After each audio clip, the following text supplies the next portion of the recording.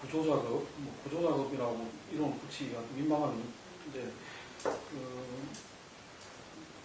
사체가 2년 계속되고 있는 과정에서 오바마 미국 대통령이 방한을 하고 다녀갔습니다. 다녀갔고, 근데 이제 대단히 우려되는 게 한미연합 코뮤니케가 나왔는데 여기에 대해서 북한의 반응이 굉장히 뭐랄까요, 좀 더 감정적이고, 그래서 4차 핵실험할 가능성은 더 높아진 거 아니냐 이런 분석도 많은 것 같습니다. 근데 이게 방안의 성과는 어떤 것이고, 또 방안 이후에 이 부분이 이제 한반도 정세나 조만간에 또 이제 시진핑 중국 주석이 또 방안이 내정되어 있는 걸로 알고 있는데, 뭐 이런 한쪽에 전환으로 이런 참사가 있지만 또 한편으로 미국 대통령의 방안, 또 중국 주석의 방안 이런 큰 외교들이 진행이 되면서 이 정부의 어떤 외교 안보 역량, 한반도 주변 정세의 어떤 그런 변화 이런 것들도 상당히 민감하게 진행되는 대목이 아닌가 생각합니다. 이 부분도 한번 좀 짚어보고 지방선거 이야기로 넘어갔습니다. 이번 한미 정상회담 내용은 사실 특별히 새로운 거는 없었던 것 같아요. 이제 북한 문제에 관해 가지고 전사권 시기부터 이제 늦추는 문제라든가 몇 가지 그런 것들은 있었지만, 일단 대북 정책의 기조에 있어서는 기존 입장에 재확인이었다 이렇게 보면 될 것 같고, 역시 이제 상당히 이제 강경한 대처 의지, 그러니까 북이 이제 도발할 경우에는 단호히 대처한다는 그런 이제 입장이 이제 재확인이 된 것인데, 이게 지금 시점인지라 상당히 이제 북이 좀 민감하게 이제 반발을 하는 것 같아요. 조평통 입장 나온 거 보면은 이제는 이제 남북 대화, 미국과의 관계라든가 남북 대화 이건 이제 다 끝났다는, 그러니까 한동안은 이제 대화에 적극적으로 이제 손을 내미는 모습을 보이고 조금 더 지켜보겠다는 그런 입장을 보여왔었는데, 예, 어디세요? 예, 좀 문자로 해요, 문자로. 내가 지금 촬영 중에서 문자로 해줘요. 예. 그래서 북이 이제 박근혜 정부하고의 대화 의사를 사실상 거둬들이는 듯한 그런 얘기까지 이제 나와가지고 최근에 있었던 그런 어떤 반발의 수위 중에는 가장 지금 높은 그런 지점에 이제 온 것 같아요. 그래서 결국 이제 고비를 맞게 된 걸로 보이는데, 정말 기존의 남북 간에 있어서 관계 개선의 기회를 모색을 할 건지 가능할 건지 없고요. 어떤 좀 고비에 지금 이제 다다른 거 아닌가, 분기점이 있는 거 아닌가 이렇게 이제 생각이 들어요. 근데 이번에 정상회담 내용을 보면 참 이게 좀 미국 정부도 그렇고 오바마 행정부야 원래 이제 대북 정책이라는 게 없었었고 내내 하면서 거의 방치하다시피 하는 무정책으로 일관을 했었던 거고, 지금 우리 정부 같은 경우도 어쨌든 간에 북이 그런 대화 의사를 내비쳐준 상황, 어떻게 뭔가 좀 실마리를 풀 수 있는 계기가 있었음에도 결국은 그거를 이제 원점으로 돌리게 결과를 이제 가져가게 되는 어떤 북한을 좀 이렇게 끌고 가는 어떤 리더십의 어떤 한계 같은 거 이런 거를 이제 드러낸 것 같아가지고 상당히 기회들을 이제 못 살리고 있는 거 아닐까 그런 생각이 드네요.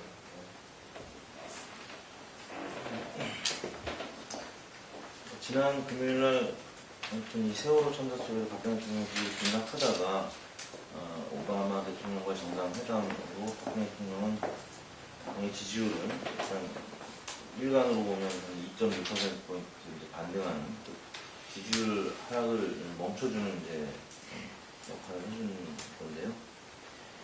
일단 지금 세월호 참사 때문에 거의 주목을 못 받았죠.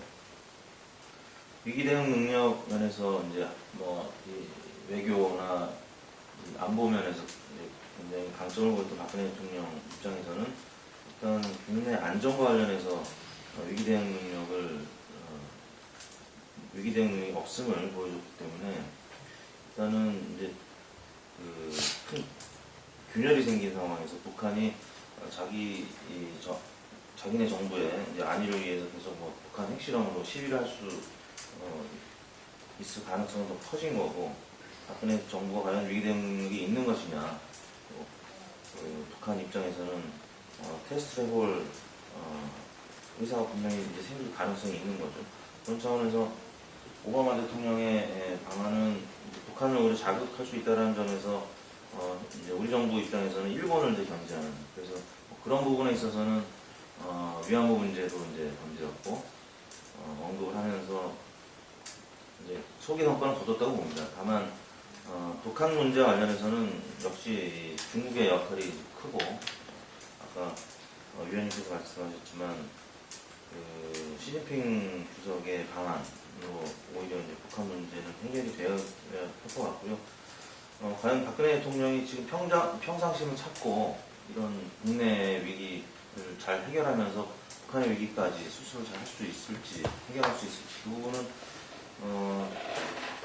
지금까지의 모습과는 좀 이제 다른 모습을 보일 가능성이 있다는 점에서 좀 우려스럽고, 그런 평상심을 찾고 이 북한의 4차 핵실험이 이제 발생했을 때 어떻게 대처할 수 있을지, 굉장히 국민들은 걱정스러운 시선으로 쳐다볼 것 같고요.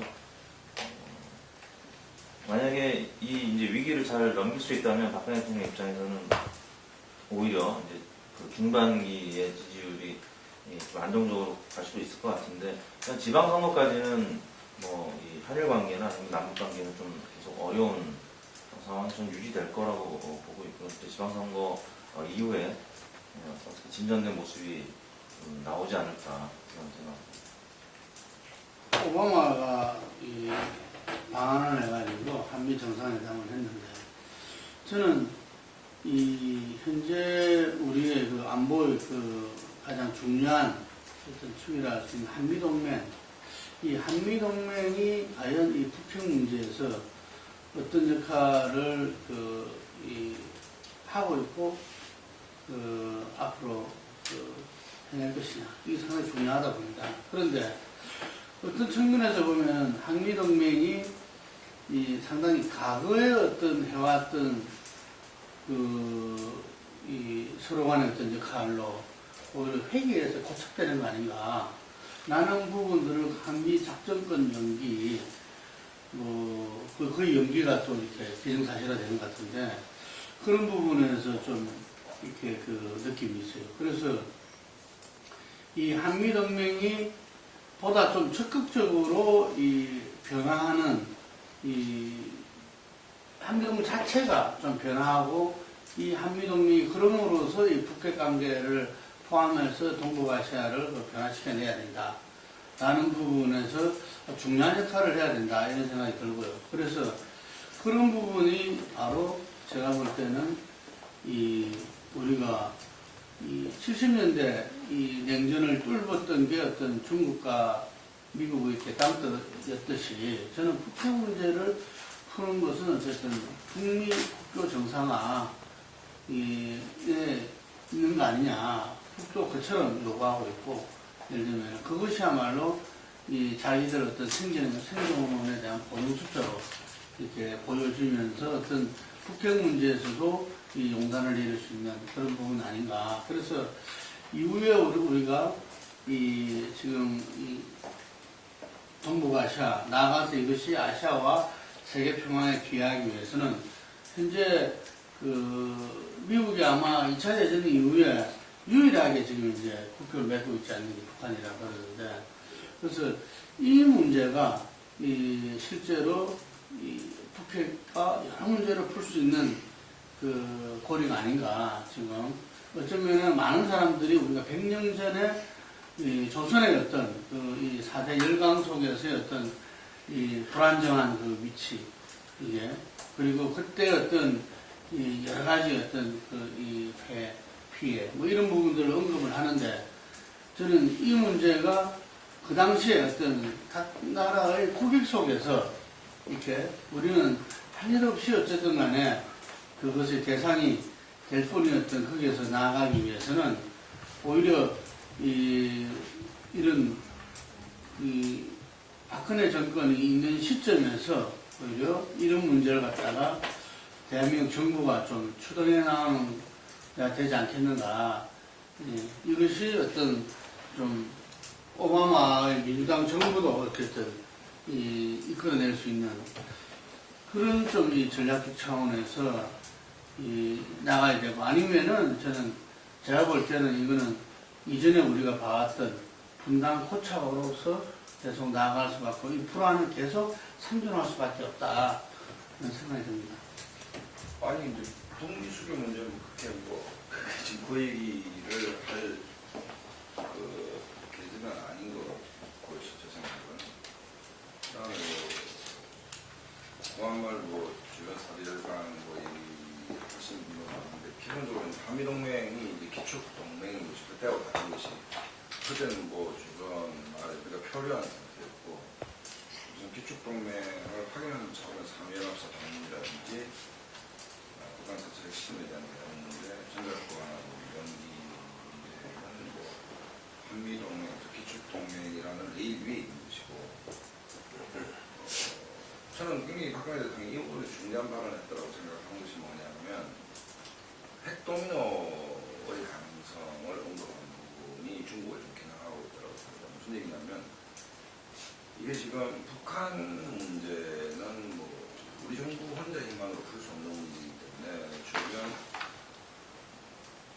이해국 간의 어쨌든 산수가 아니고 어떤 고정수학적 차원에서 풀어야 되는 문제인데, 결국은 중국의 어떤 우려, 미국의 이해관계, 일본의 이해관계를 우리가 어느 정도 잘 리딩을 하고 그 속에서 이 문제를 풀어가느냐 이 문제인데, 결국 중국이 가장 우려하는 것은 G2 국가로서 아시아의 패권적 지위가 흔들리는 것. 그걸 가장 위협하는 요소는 뭐냐면 핵 문제입니다. 사실은 핵도미노라는 것은, 핵이라는 게 그렇게 대단한 기술이 요구되는 게 아니기 때문에 북한이 사찰 핵심을 통해서 활용 가능한 핵을 가졌다라고 확인된다면 우리든 일본이든 핵을 못 가질 리가 없기 때문에, 그러면 모든 나라가 핵을 갖는 상황이 중국의 이해에 일치하느냐 있는데, 바로 본질적 문제를 제기했다라고 가지고 그런 면에서 적절한 발언이었다고 좀 보고, 또 하나는 뭐냐면 여기 북한 핵 문제 뒤에 가려진 게 뭐냐면, 기본적으로 이제 오바마의 어떤 곤궁한 입장, 미국 안에서 예를 들어서 한미 FTA 이후에도 지금 미국 입장에서 무역 적자가 엄청나거든요. 그다음에 일본 가서도 스타일 국익을 서시나 미국 협시를 먹었지만 TPP 문제에 대해서 일본의 양보를 얻어내보지 못하고 이런 여러 가지 문제. 그러니까 겉으로 드러나는 백조의 모습은 핵 문제, 한미동맹 문제였지만 수면 밑에 있는 반 문제는 결국 경제 전쟁의 측면이 아닌가, 그런 측면에서 봤을 때 이 문제는 여전히 이 문제는 성장 피자가 없는 문제이고 국익화가 있는 문제이기 때문에 향후 TPP 문제도 우리는 조기가입을 하는데 미국이 좀 반대를 하는 측면, 그 다음에 FTA에서 좀 더 많은 양보를 요구하는 문제, 이런 문제도 있는데, 제가 전문가가 아니라서 그 문제는 모르겠지만, 이번 오바마 방안의 본질적 문제는 사실 오바마 입장에서 보면 경제적인 문제였다. 경제적인 문제에 대해서 미국 의회를 설득할 수 있는 뭔가의 성과를 갖고 갔어야 되는데, 오바마를 주어로 놓고 본다면 큰 성과가 좀 없지 않느냐, 이런 그럼 이런 변수들이 앞으로 이제 지방선거가 한 달을 내가 앞으로 다가왔습니다. 지금 아까 이야기가 나왔듯이 대통령 지지도는 전번 달에 우리가 했을 때보다 상당히 좀 큰 폭의 하락이 있었고, 총리 사퇴가 지금 총리가 스스로 사퇴하겠다는 발언을 한 상태입니다. 그래서 앞으로 어떤 시기엔가 제가 있지 않겠느냐, 그 폭이나 그 시기나 범위가 어떻게 될지, 이런 부분도 우리가 선거에 영향을 미치리라고 보는데요. 우선 이야기 하고 다음 이야기 넘어갈까요? 아니면 같이 좀 밑에 제가 항목들을 많이 시간이 없는데 뭐 네. 선거 이야기를 같이 하죠.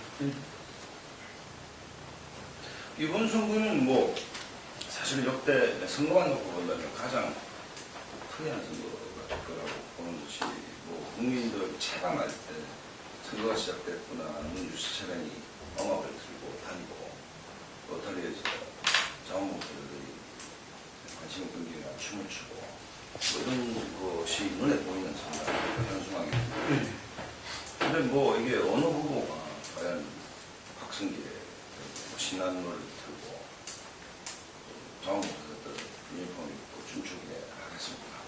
공부 떨어지고 작정하지 않는 사람 그렇게 못하는 것이기 때문에 일단 선거 분위기상 가장 조용한 선거, 역설적이고 가장 침울한 선거가 될 가능성이 크다는 것 하나고 또 하나는 뭐 여야시민도 거론하셨는데 이 세월호 참사와 관련된 것을 정치적으로 활용하려는 세력들이 먼저 태풍을 맞을 거다라는 것은 다 알고 있는 것 같아요. 뭐 새누리당이나 새누리당이나. 근데 다만 이제 어느 쪽에 실수가 많이 나오냐 이걸 세월호 참사를 수습하는 과정에서 집권 여당이 보였던 총체적 문항이 가장 큰 변수가 될 거라고 봅니다. 워낙 큰 사안이기 때문에. 근데 또 다른 한편에서 봤을 때는 여권과 야권을 비교하면 야권의 마이크, 스피커가 너무 많아요, 사실은. 그러니까 생각지라고 당직자가 아니라도 너무 야권의 지지자로 보이는 이쪽에서 나올 수 있는 어떤 또 오버한 실수의 가능성도 지금까지 있을 수 있다라고 본다면 어찌됐든 뭐 좀 더 실수를 덜 하고 좀 더 차분함을 유지하는 쪽이 유리하다기보다는 실수를 덜하는 쪽으로 선거 흐름이 좀 가지 않겠냐 이런 제 생각인 것 같고 굳이 뭐 성패를 예측하자면 세월호 참사 전에는 새누리당이 약했던 상황이었죠. 동지도 공무원이었고 그다음에 수도권도 거의 서울만 하더라도 6, 7개월 전만 하더라도 도저히 박원순 씨가 이길 수 없다 해서 중진 제출로 해서 어느 정도 건배주를 볼 수 있고 해볼 수 있겠다 뭐 했는데 1차적으로 뭐 직격탄을 받은 정몽준 아들 발언 때문에 여론조사 결과는 모르겠습니다만 상당한 영향으로 빠지고 인천만 하더라도 윤영국 제출했는데 박근혜 초대 관련자 했으니까 그 책임을 피해갈 방법이 또 없는 것이고 새누리당의 잔뜩 먹구름이 밀려온 것은 좀 가능하다. 우리 먹구름이 안 밀려왔다면 그게 또 이상한 것이고 그렇기 때문에 새누리당으로서는 굉장히 힘든 선거가 됐다. 그리고 이것을 어떤 국면 전환을 할 수 있는 마땅한 이 국면 전환이 되는 문제가 아니지 않습니까? 워낙 수단도 없는 상태에서 조금 덜 실수를 하고 그래서 뭐 회초리론 뭐 이런 게 나오는 것 같은데 어쨌든 뭐 큰 구조상에서 보면 새누리당이 굉장히 어려운 선거일 수밖에 없다. 근데 반면 뭐 야권 입장에서는 거의 뭐 세력 진학을 급조해서 만들고 안철수 대표의 지지도 추락하는 상황에서 어쨌든 뭐 이런 상황이 왔는데 정치적으로 본다면 좀 재정비에서 지방선거를 좀 임할 수 있는 어떤 계기를 제공받아야 된다. 그래서 결과적으로 말하면 뭐 현재로 선거가 진행이 된다면 어쨌든 새누리당이 굉장히 무거운 짐을 지고 뛸 수밖에 없는 경우가 시작된 게 아닌가 그렇게 봅니다. 저도 뭐 이번 그 참사가 지방선거에 상당한 영향을 줄 거다 이렇게 생각을 합니다. 뭐 간단히 얘기해서 아마 이번 지방선거가 세월호 선거가 되지 않겠는가. 그러니까 세월호 참사에 대한 민심의 흐름이 이제 그대로 이제 반영이 되는. 그래서 워낙 이 남아있는 일정 자체가 지금 촉박하기 때문에 바로 그 세월호 참사에 대한 민심이 그대로 반영이 되는 선거가 되지 않겠는가 그렇게 이제 예상을 이제 하고요. 사실상 뭐 선거운동이라는 건 별 의미가 없을 것 같아요. 그러니까 뭐 어차피 뭐 이렇게 요란하게 선거운동을 할 수 있는 상황도 아니고 또 선거운동을 가지고서 뭐 결과가 좌우되는 그런 선거도 좀 아닐 것 같고 그래서 세월호 선거가 될 것 같다는 거고 그거는 뭐 지금 박수현도 얘기하셨지만은 당연히 그거는 지금 이제 여당한테 이제 상당히 이전에 의해서 전망보다는 상당히 이제 부담스럽고 어렵게 된 그러면 이제 선거가 이제 되지 않겠는가 예상이 이제 되고 당초 전망보다 한 17곳 가운데서 한 두세 곳 정도는 좀 이제 적정 양상을 보였던 한 두세 곳 정도는 수도권을 중심으로 해서 아마 이 세월호 참사 이 변수가 아마도 이제 우열을 좀 바꿔놓는 그런 결과를 낳을 가능성이 크지 않겠는가 예상합니다. 아까 얘기하신 것처럼 정봉주 의원 같은 경우는 아마 상당히 그 아들의 얘기 부적절한 무리를 빚은 그 발언 때문에 아마 상당히 좀 타격을 입은 거 아닐까 생각이 되고 아마 그 문제가 선거 내내 계속 따라다닐 수밖에 없지 않겠는가. 다른 사람들이 서울시장 선거 관심 갖고 바라보는 사람들은 만약 정몽준 의원이 후보를 나섰고 다 그거를 떠올리게 되는 게 좀 당연한 그런 기간이기 때문에 그런 것도 예상을 볼 수 있고 말씀하신 대로 인천 같은 경우도 유정복 전 장관은 상당히 부담을 하게 되는 이런 상황이 됐고 그래서 전반적으로 당초 우리가 한 달 전에 지방선거 이제 전망했던 거하고는 지금 이 판 자체, 분위기 자체가 아주 크게 좀 바뀐 것을 볼 수 있지 않을까. 저는 이번 개각 문제부터 먼저 말씀드리면, 개각은 이미 이제 진행이 되는 걸로 봐야 될 거고, 시기 문제인데, 시기와 또 그 폭의 문제인데, 폭은 일단 중폭 이상인 거는 분명히 보였고요. 안행부, 교육부, 해수부, 그리고 경제부처까지. 개각될 가능성이 있어 보이고 시기는 지방선거제 이후로 이제 어느 정도 일본이 잡혀가고 있는 것 같고 지방선거를 새누리당 입장에서는 아무튼 무승부 이상 혹은 승리하게 되면 개각하는데 크게 이제 부담이 없겠지만 만약에 지방선거도 패배하고 또 개각을 하게 되면 인사청문회 과정에서 기억하시겠지만 2013년 초반에 워낙 지지율이 바닥을 쳤기 때문에 어느 정도 지지를 유지하지 못한 채 인사청문회가 이어질 경우에는 조기 레임덕이 올 수도 있는 굉장히 위기 상황이다라고 봐야 될 것 같고요. 근데 선거는 굉장히 이제 이성적인 선거로 치러질 가능성이 있는데 일단 박근혜 대통령의 지지율이 어디서 많이 빠졌냐면 20대에서 가장 많이 빠졌습니다. 이제 동생과 같은 아이들이 이제 많이 희생이 됐던 점에서 다른 연령대에 비해서는 20대가 박근혜 대통령이나 새누리당 굉장히 우호적인 계층으로 좀 전환이 돼 있었는데 대거 이탈했다는 거죠. 그리고 20대나 30대가 굉장히 지금 분노에 굉장히 차있기 때문에 사전투표제가 도입된 이번 선거에서 높은 투표를 기록할 가능성이 있다. 그래서 실제 SNS에서 부글부글 끓는 민심이 정부에 대한 중간평가적인 성격을 다시 환기시킬 것이고 그렇다면 여권에 굉장히 악재를 적용할 가능성이 훨씬 더 높아졌다라고 보는데 어제 KBS의 단독 보도도 있었습니다만 청해진 해운 대표가 인선의 회장을 맡고 있고 일부 또 야권 의원들과의 의혹을 지금 제기하고 있는 상황이라서 야권 후보들 중에 또 일부 만약에 연관성이 있는 것으로 밝혀진다면 야권에서도 이 세월호 참사에 어떤 피해를 볼 수 있는 상황이라는 점에서는 여전히 예측이 불가능한 선거라는 생각이 들고요.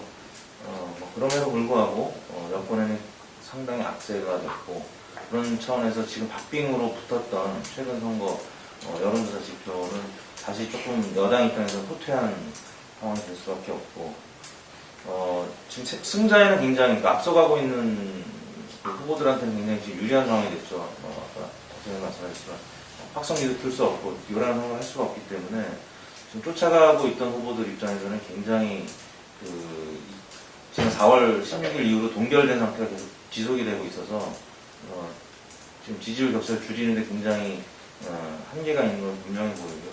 그런 차원에서는 뭐 기초단체장의 경우, 기초의회의 경우에는 야권이 좀 유리한 지점에 있다라고 이제 봐야 될 것 같고, 기초 공천을 하면서 또 이 사태까지 벌어졌기 때문에, 이제 광역의 경우에는 조금 다른 양상인데, 아무튼 뭐 수도권에서 뭐 경기 같은 경우는 남경필 의원이 앞서가고 있던 상황, 동결됐기 때문에 남경필 의원이 조금 유리한 상황이고, 서울은 박원순 시장한테 좀 유리한 상황이고요. 인천은 말씀 나왔지만 송영길 시장한테 조금 유리한 상황으로 가고 있는데, 뭐 이게 또 인천에서 발생한 상황이고, 또 다른 인선의 변수가 어떻게 또 어느 쪽으로 될지 모르기 때문에 그것도 약간 인천은 좀 애매한 상황이고, 다른 지역들은 말씀드린 대로 빈입빈 부익 현상이 계속 일어날 가능성이 있다. 어느 정도 짧은 시간 안에, 지금 정말 시간이 이제 얼마 안 남았는데 격차를 열세 후보가 줄일 수 있을 것이냐, 이 문제가 관건이라고 할 수 있겠습니다.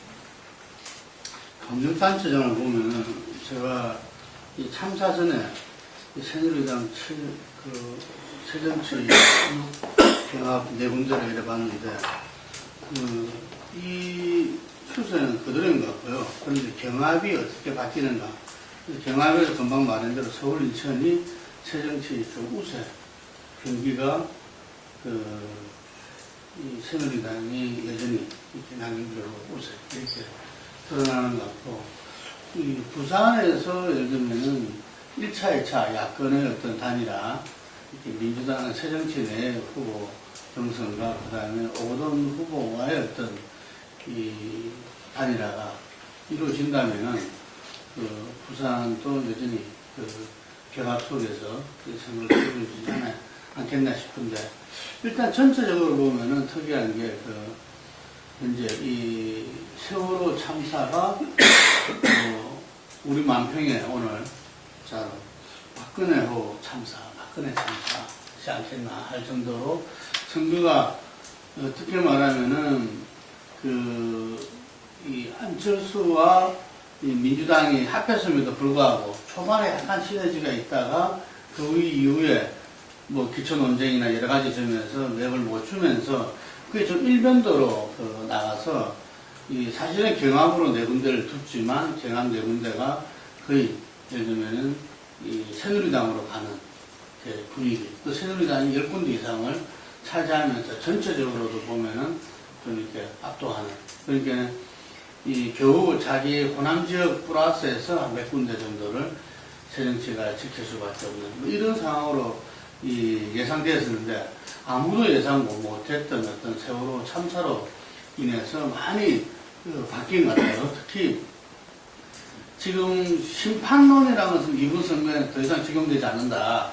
보통 중간선거 때 어떤 단골 메뉴로서 현 정권에 대한 심판론이 그랬었는데 지금 현재 어쨌든 심판론이 전체적으로 봐서 이렇게 뭐 10% 가까이 이렇게 더 높은 안정론보다 나하고, 특히 이 수도권에서는 이게 그게 훨씬 이렇게 10% 정도 이상 되는 지역도 있고, 하여간 수도권에서 심판론이 더 먹혔다는 거하고, 40대에서 여전히 이렇게 거의 더블 비슷하게 심판론이 앞섰다는 부분.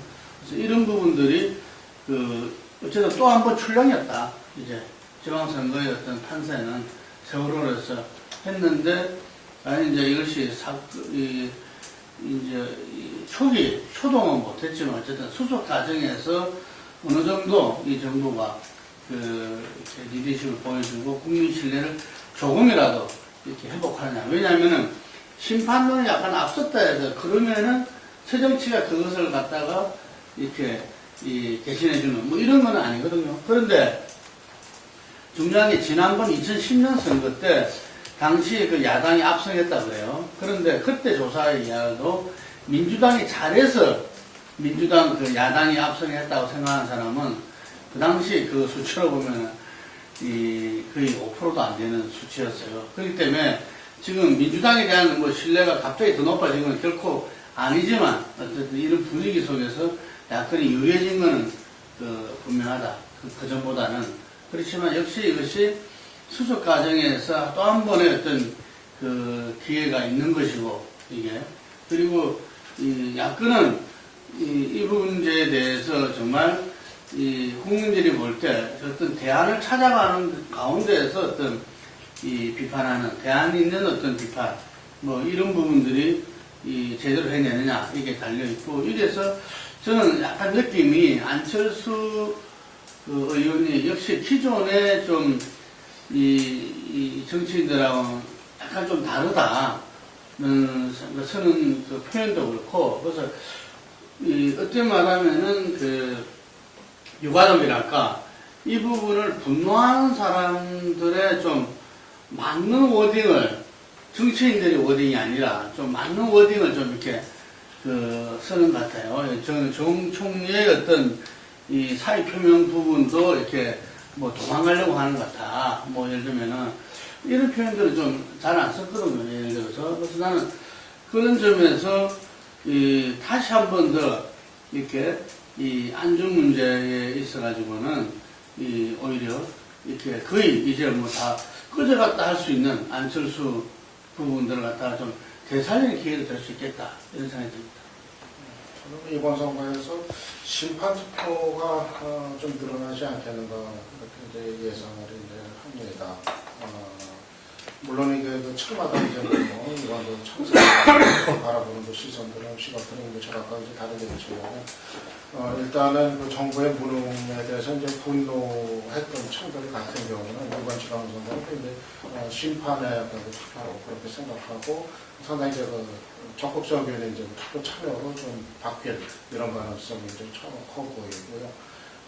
그래서 좀 이전의 그 상황과 분위기 자체가 좀 투표에 있어서 좀 달라지는 것 같아요. 그러니까는 좀 야권 지지층이 좀 상당히 좀 뭔가 자신감을 잃고서 이번 지방선거 투표에 더군다나 그 새정치연합의 어떤 여러 가지 난맥 속에서 상당히 먼저 좀 여러 가지 그 불만도 이제 내비치면서 그러면서 뭐 투표 자체에 대해서도 좀 시들한 이런 분위기가 좀 상당히 좀 많았었다고 한다면은 그 층들이 이제는 오히려 그 정부의 무능을 이제 그 심판을 하자는 이런 어떤 적절한 투표 쪽으로 좀 갈 가능성이 커 보이고 반대로 이 새누리당 지지층 가운데서 좀 소극적인 지지층이나 어떤 좀 관망 중도층 같은 경우는 이 상황에서도 과연 여당한테 투표를 해야 될 것인가에 대한 이제 그 어떤 그 도덕적인 질문을 이제 갖게 이제 될 것이고 거기서 좀 이제 오히려 그 새누리당의 소극적 지지층 같은 경우는 이 투표율이 좀 상당히 좀 이제 좀 떨어질 가능성이 그 층에서는 있지 않을까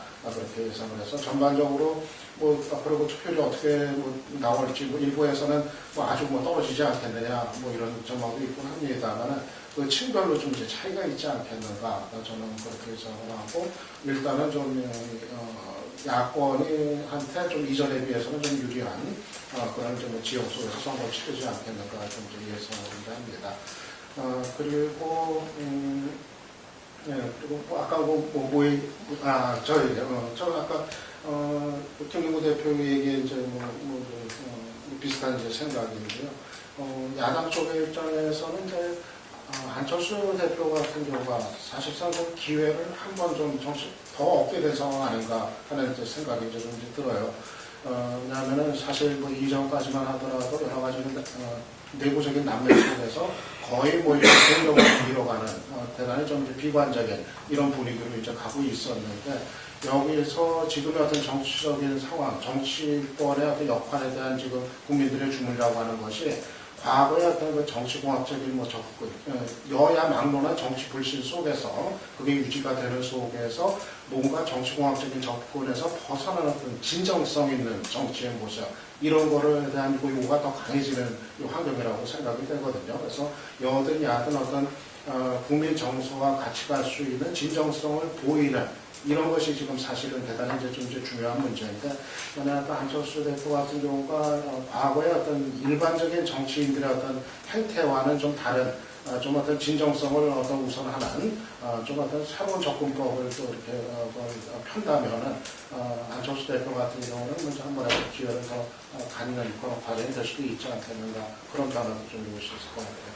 야당한테 기회고 야당한테 불리하고 이런 차원을 넘을 수 있다고 얘기했기 때문에 그것이 유리를 얘기한다는 것은 문제가 있고 또 하나 변수는 뭐냐면 한국 사회의 역동성, 한국 정치의 역동성이라는 측면에서 봤을 때 아직은 역사 소방선까지 한 달 이상의 시간이 남았다고 지금 여권에서는 굉장히 불리할 수밖에 없지만 한 달의 시간.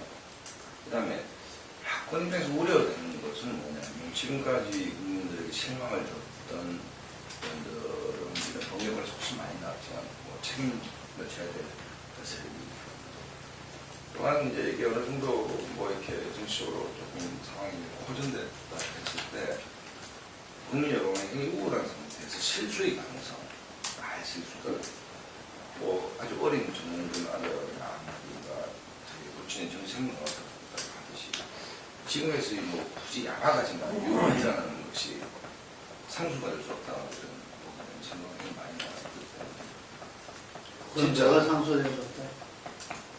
지금 이 세월호 참사가 대한 이 변수가 그래서 저는 정말 우리가 많은 시간 얘기했듯이 어떤 정치 세력이든 국민들이 갖고 있는 이 상실감에 대해서 진정성 있게 접근하느냐 그래서 충분히 전달됐다고 봅니다.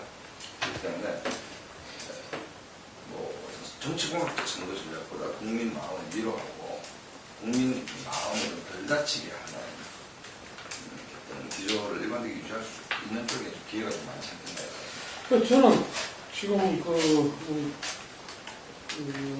박상원 소장님 말씀에 동의를 하는데 저런 거 아닌가요? 그러니까 여건이 만약에 지금이라도 여당이 정부를 향해서 그러니까 대통령과 정부를 향해서 내각 총사퇴하라 하고 그 부분을 일단 정부가 수용을 하고 시기는 내각 총사퇴를 수용한다고 해서 전부 다 교체하라는 법은 없는 거거든요. 그러나 형식은 내각 총사퇴라는 형식을 내각이 전부 다 일괄 사표를 내고 그 사표를 수용해가지고 그걸 하는 거는 뭐 지방선거 이후로 미룬다든가 이런 식의 그걸 하면서 대통령에 의해 어떤 이 시국을 하면 그걸 넘어갈 수 있는 어느 시기에서 그런 걸 주는 건.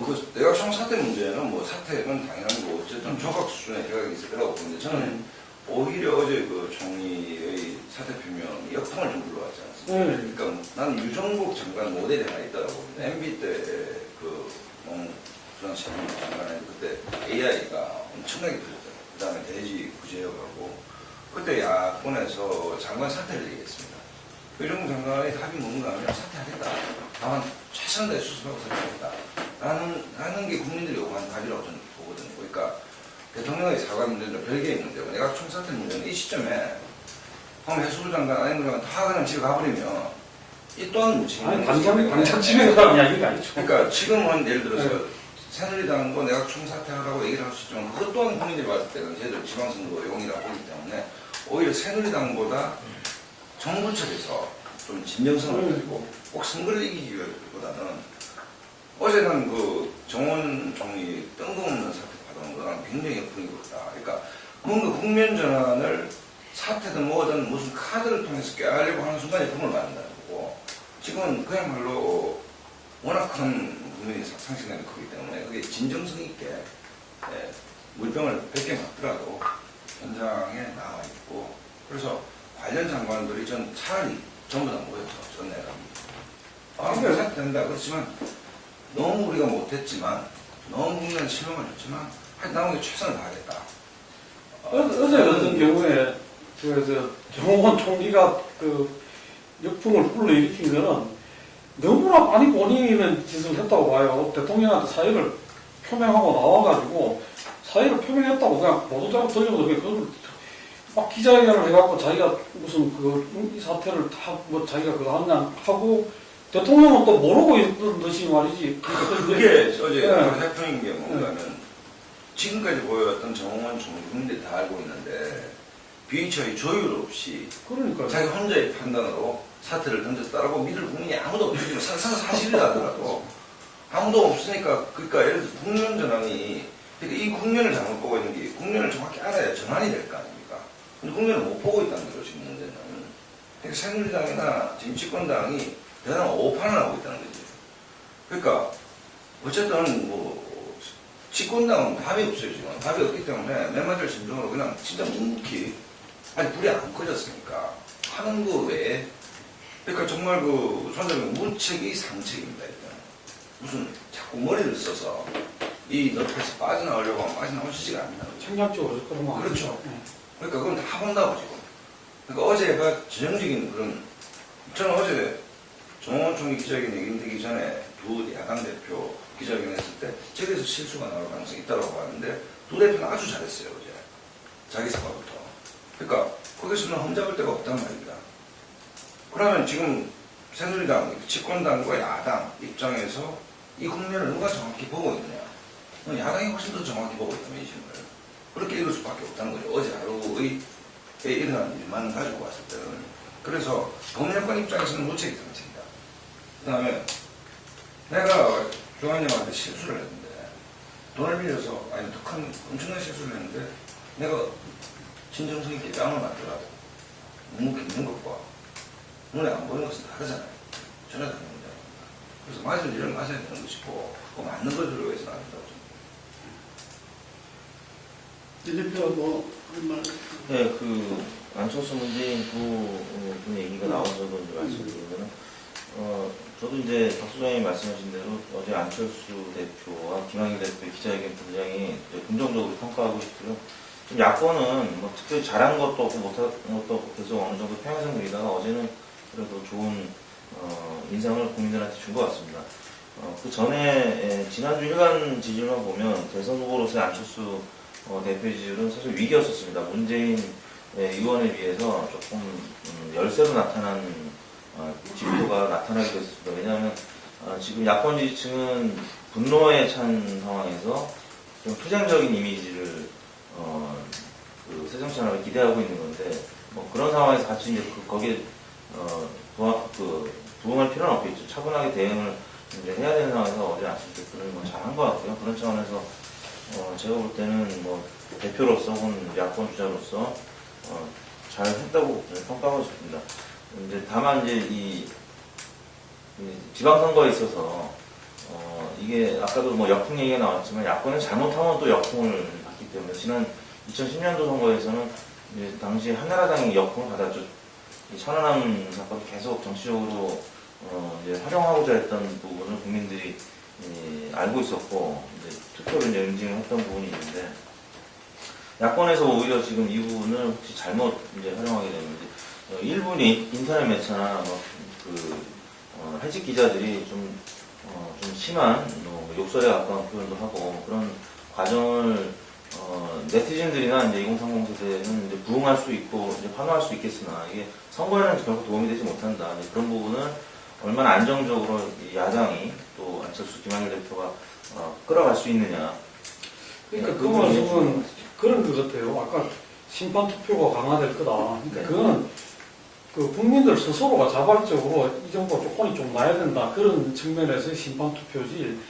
야권이 지금에서 이번 선거를 그 정권에 대한 심판으로 몰아가겠다. 박근혜 정부에 대한 심판으로 몰아가겠다. 이런 식으로 나오는 것은 안 하는 건 아니에요. 또 그렇게 해가지고 이걸 선거를 정치적으로 우리한테 유리하게 활용하겠다는 것으로 접근해서는 안 된다. 그렇게 해서 빨리 좀 말씀하신 대로 이번 과정에서 야당이 이거는 뭐 정치적인 어떤 공격의 소재로 섣부르게 참지 않았던 거는 뭐 잘했던 것 같아요. 일단 국민의 마음들이 그 상태가 아닌 상황이었기 때문에 그런 것 같고 결과적으로 놓고 봐도 오히려 야당은 가만히 조용히 뒤집은 듯이 있었기 때문에 사실 뭐 정치가 제 역할을 하는 게 원래는 정상이지만은 또 그런 상황에서도 하지만 우리 정치는 그렇지 못하기 때문에 그렇다면 차라리 그냥 조용히 있음으로 해가지고 결과적으로는 여러 가지 그 정부 그리고 또는 그 여당이 어떤 문제를 안고 있었는지가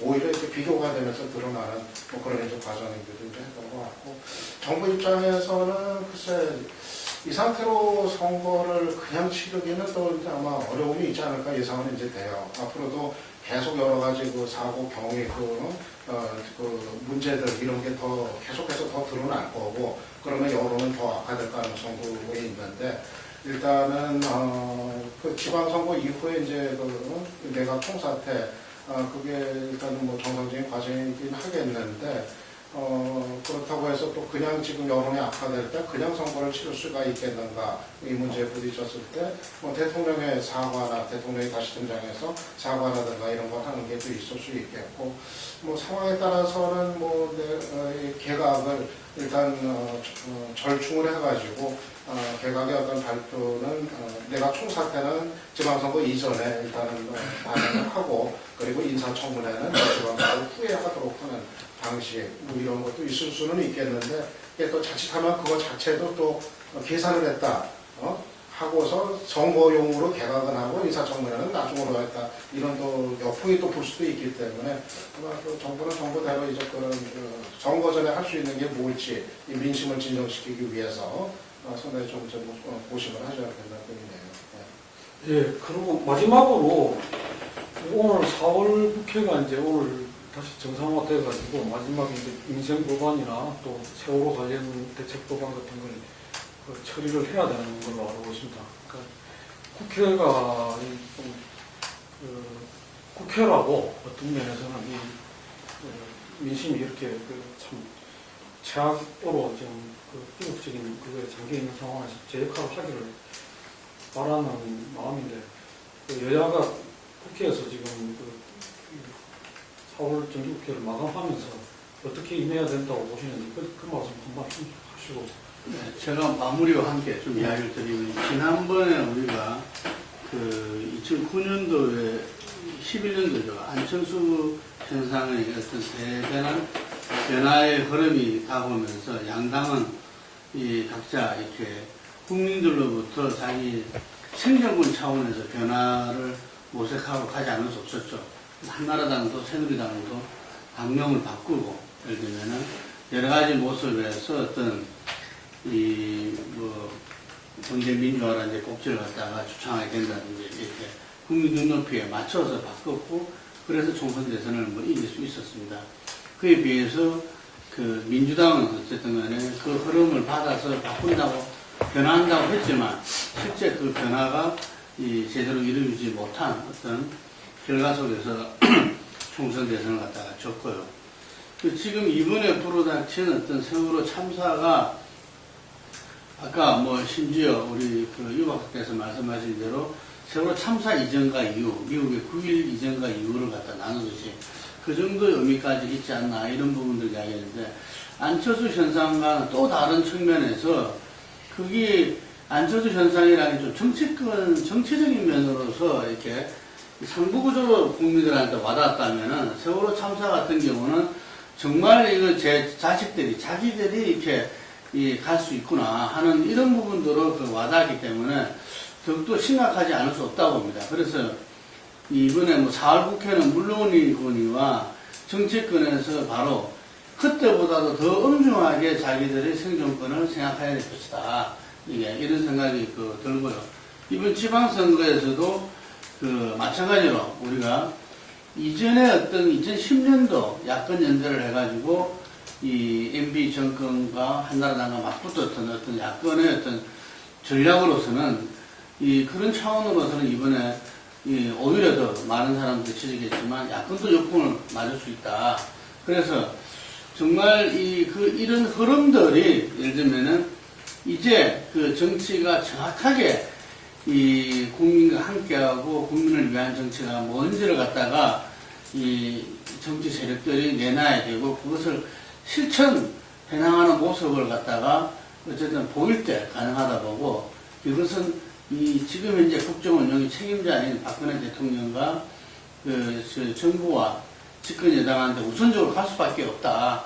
그랬을 때 지금 현재 명실상부하게 1기를 마감하면서 2기를 나아갈 수 있는 이 지점에서 그동안 국민들이 끊임없이 제기했던 인사 문제, 그리고 소통 문제, 그리고 경제부처 장관들의 여러 가지 문제점들, 이런 부분들을 갖다가 현재 안전 사회 부분의 문제와 함께 어떤 새롭게 개각의 차원으로서까지, 개각이 아니라 조각의 차원으로서까지 박근혜 정부는 바라보고 나가지 않으면 안 되고, 아마 여권에서도 이런 문제 제기와 공유가 제대로 이루어져야 될 건데, 지금까지의 그 시스템과 시스템 꾸려온 자들이 너무나 무기력하게 이 눈치만 보면서 따라왔기 때문에 이게 제대로 될 것이냐 말 것이냐 라는 부분들은 좀 정부 여당의 운명을 떠나서 대한민국 운명을 봐서도 상당히 중요하다. 그래서 대통령이 이 부분을 갖다가 좀 심각하게 인식하고 이 부분에 대해서 답을 내놓을 수 있도록 저는 오히려 국민들이 대통령한테 직접적인 어떤 예를 들면은 신문고 운동이라든지 이런 걸 좀 벌려나가는 것도 필요하다. 항상 인터넷으로 다 알고 있다 그러거든요. 다 파악하고 있다. 그래서 정말 국민들이 여야를 떠나서 우리 대한민국 호로의 소위 선장이잖아요. 선장. 그렇게 자기가 그 선장이 도망간 걸 가지고 이건 살인죄 범한다고 이야기했다면은 대한민국 호의 선장으로서 박근혜 대통령한테 정말 이 선언과 국민의 입장에서 신문고 운동을 저는 벌려나갔더라도 대통령이 지금까지 1기 동안에 문제 제기를 무엇이 문제였고 무엇을 해결을 국민들을 바라는 것은 나를 정확하게 좀 아실 필요가 있다 해요.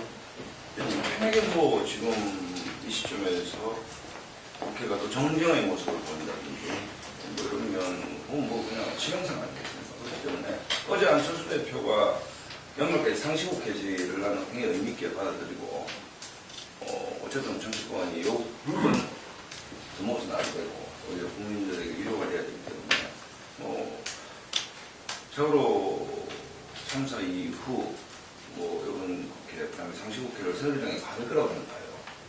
그러다 본다면 모처럼 정말 좀 희귀한 여야가 좀 협력하는 특히 이 문제를 그런 모습을 보이지 않겠나. 아니 그러지 않는다면 예를 당긴다든지 발목 잡는다든지 하면 그건 여론 역풍을 상상할 수 있는 부분이기 때문에 그런 게 예상입니다.